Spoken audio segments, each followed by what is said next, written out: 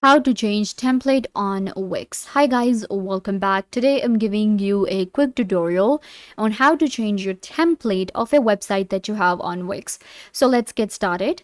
You will simply open up your editor on Wix and this is where you will get. Now, this is my editor and what I can do now is that I can change the template. Now, by template I mean the theme. The template that we choose while creating a website in the start, we cannot change it completely. But what we can do is we can go to the design option right here, which is the site theme. And here, what I can do is I can customize my theme with any of these different options available. You can see there are different fonts and different themes available. I can completely change the theme for my template that I have selected. If you want to select a completely new template, then you can go back to the template section on Wix and you will have to create the website again. But you can change the theme from here. You can see the color, text, everything. You just select the theme and the theme for your Wix website is changed. I hope that I was a big help. Don't forget to give this video a big thumbs up, leave a comment down below, turn on bell notification and subscribe to the YouTube channel.